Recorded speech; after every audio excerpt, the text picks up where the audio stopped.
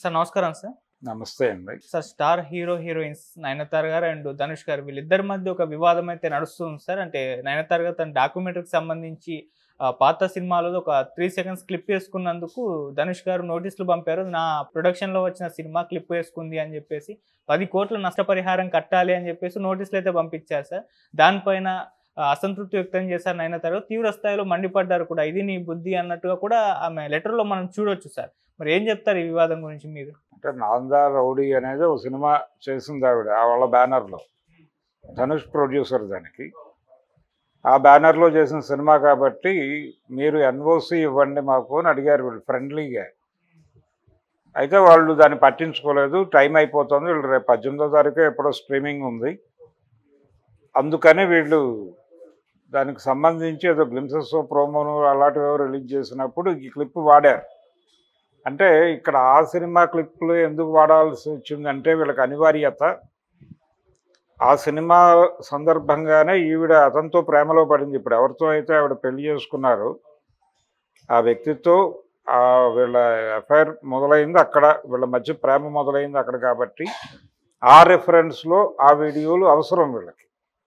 అందుకని కొంచెం కీలకంగా దాన్ని పర్సూ చేసే ప్రయత్నం చేశారు. అయితే జనరల్గా ఇది ఇన్ఫర్మేషన్ ఇస్తే వాళ్ళు ఓకే చెప్పేస్తారు, అయిపోతుంది అని అనుకున్నారు. మిగిలినవన్నీ అలాగే జరిగింది. కానీ ఇక్కడ ఆగింది. ఇక్కడ ఆగటం అనే దగ్గర వీడు రియాక్ట్ అయింది. ఆగటం వరకు మాత్రమే కాదు, వీళ్ళు వాడిన క్లిప్స్ మీద వాళ్ళు 3 crores అడిగారు, అది నెమ్మదిగా 10 కోట్లు కూడా అడిగారు అనేది ఆవిడ లెటర్లో రాసింది. వాస్తవంగా 3 కోట్లు అడిగారు అనేది ఒక మాట ఉంది ప్రచారంలో. అయితే ఈ 10 కోట్లు అడిగారా నిజంగానే అంటే ఆవిడ లెటర్లో ప్రస్తావించిన 10 కోట్లు అడిగారా అంటే అది వేరు. అడిగితే అడిగి ఉండొచ్చు కూడా. ఎందుకు అడిగారు అంటే మీ బుద్ధి ఏమిటి అనేది ప్రపంచం ముందు ఆవిష్కృతమైంది అన్న టోన్లో ఆవిడ మాట్లాడింది. మీరు సినిమాల్లో చాలా గొప్ప విషయాలు మాట్లాడతారు కానీ తెర బయట మీరేమిటి అనేది ప్రపంచానికి అర్థమైంది అనే టోన్లో ఆవిడ ఎండగట్టింది. అయితే ఇక్కడ ఒక కీలక అంశం ఉంది. అదేంటంటే ఒక సినిమాలో నటించిన తర్వాత దానికి రెమ్యూనరేషన్ తీసుకున్నారు కదా ఆవిడ ఉచితంగా నటించలేదుగా. నాందా రౌడీలోనో మరొక సినిమాలోనో ఆవిడ ఉచితంగా నటించలేదు.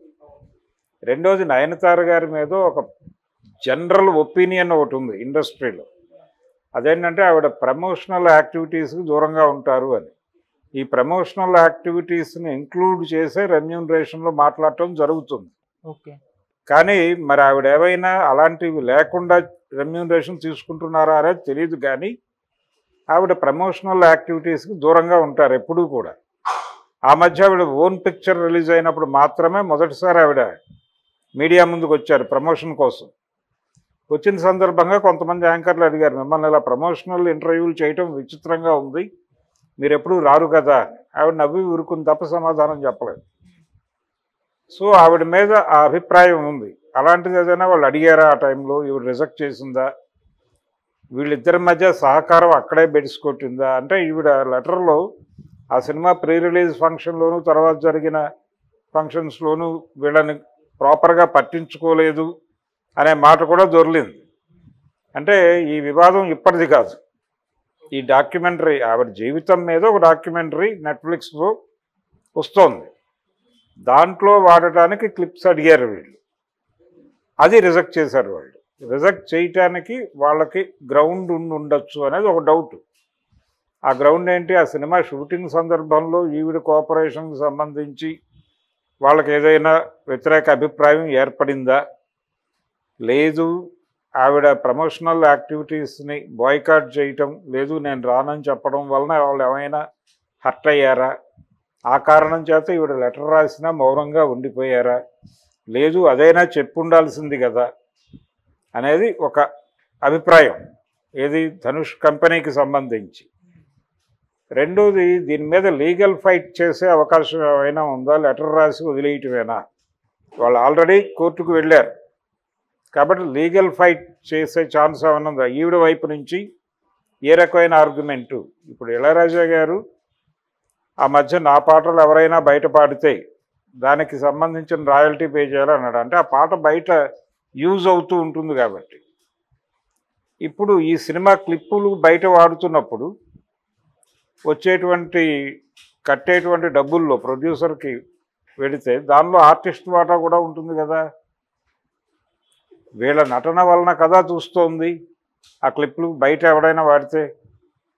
సో అక్కడ పాడినటువంటి లేకపోతే మ్యూజిక్ చేసినటువంటి వాళ్ళకి ఎలాగైతే రాయల్టీ ఇస్తున్నారో ఒక నటుడు అక్కడ కూడా ఆర్గ్యుమెంట్ వచ్చింది. ప్రొడ్యూసర్ ఆల్రెడీ ఇళయరాజాకి పేమెంట్ ఇచ్చేసిన తర్వాత ఆ కంటెంట్ మీద హక్కులు ప్రొడ్యూసర్ అవుతాయి కానీ ఇళయరాజా ఎందుకు అవుతాయి అని ఒక ఆర్గ్యుమెంట్ ముందుకు వచ్చింది. ఇప్పుడు అదే పద్ధతిలో నయనతార గారు మరి అక్కడ యాక్సెప్ట్ చేసినప్పుడు ఆ సినిమాలో నటించడానికి మాకు డబ్బులు ఇచ్చారు, ఇతర ప్లాట్ఫామ్స్ మీద దాన్ని విస్తరించినప్పుడు కూడా మీరు ఇతర వ్యాపారాలు చేసినప్పుడు కూడా డబ్బులు ఇవ్వాలి అనేది ఏదైనా వాళ్ళ అగ్రిమెంట్స్లో ఉందా? ఒకవేళ ఉండి లేకపోతే ఉండాలనే నిబంధన అయినా పెట్టుకోవాలి. అలా పెట్టుకుంటే ఈ రిస్కులు రావు. సో వీళ్ళ అగ్రిమెంట్లకు సంబంధించిన డొల్లతనము ఏదో అనవగాహనలు ఉంటే ఉండుండొచ్చు. అలాగే ప్రమోషనల్ యాక్టివిటీస్ని ఇంక్లూడ్ చేసే అగ్రిమెంట్లు చేస్తున్నారు ఈ మధ్య. అలాంటిది ఈవిడ కీలకంగా అవాయిడ్ చేస్తున్నారంటే అది బహుశా దానిలో ఎక్స్క్లూడ్ చేస్తే చేసుండొచ్చు. ఇంత కీలకంగా అగ్రిమెంట్లు డిజైన్ జరిగినప్పుడు మా కంటెంట్ ఇతర ప్లాట్ఫామ్స్ మీద వాడినప్పుడు ఖచ్చితంగా మాకు దానిలో షేర్ ఇవ్వాల్సి ఉంటుంది. అది ఏ రూపంలో ఎవరు వాడినా షేర్ ఇవ్వాల్సి ఉంటుంది. ఇది కాపీరైట్ దీనిలోకి వస్తుంది అని గనక క్లెయిమ్ చేసుకోవడానికి అవకాశం ఉందా అనేది ఆవిడ న్యాయ నిపుణులతో మాట్లాడుకోవాలి.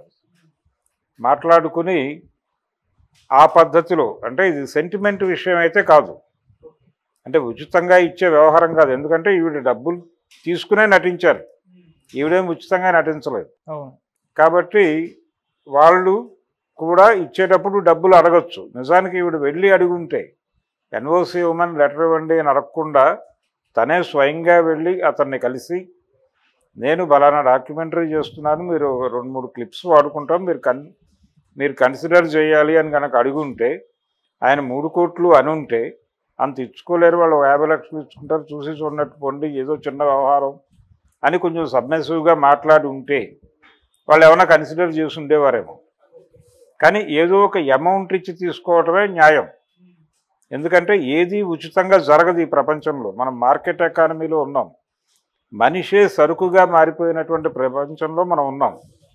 ఒక మాట కానీ ఒక నటన కానీ ఏది కూడా దానికి సంబంధించినటువంటి పేమెంటు, దానికి సంబంధించినటువంటి కాపీరైటు ప్రతిదీ పక్కాగా నడుస్తున్నటువంటి ఒక స్ట్రక్చరల్ ఎకానమీలో ఉన్నప్పుడు మీరు నాకు ఫేవర్ చేయాలి అనే మాట లేదు. ఇప్పుడు నో ఫేవర్స్. మీకేం కావాలో మీరు కొనుక్కోండి, మీ దగ్గర ఉన్నది మీరు అమ్ముకోండి, అంతే. అమ్మకానికి కొనుగోలుకి మధ్య ఉన్నదే జీవితం, అంతకుమించి సెంటిమెంట్లు లేవు ఇక్కడ. కాబట్టి ఆ పద్ధతిలో వాళ్ళు వ్యవహరించారు. అందుకని ఈవిడ కూడా వెళ్ళి డీల్ మాట్లాడుకోవడంలో, ఒక డైలాగ్ నడపడంలో ఫెయిల్యూర్ ఉంది.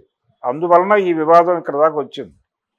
సో ఈవిడ ఇక్కడ దాకా ఇప్పుడు లెటర్ బహిరంగ లేఖ రాసింది ఆవిడ, పబ్లిక్ డొమైన్లో పెట్టారు ఆవిడ.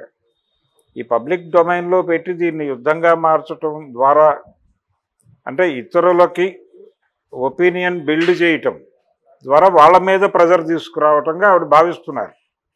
ఇది కూడా ఒక రకమైన సెంటిమెంటల్ యుద్ధమే. దీనికి వాళ్ళు లొంగుతారు అనుకోవడం కష్టం, లొంగరు. కాబట్టి డీల్ని డీల్తోనే మాట్లాడుకోవాలి. వెళ్ళి బాబు మీ సినిమాలో నటించినందుకు నాకు నువ్వు ఇంత ఇచ్చావు,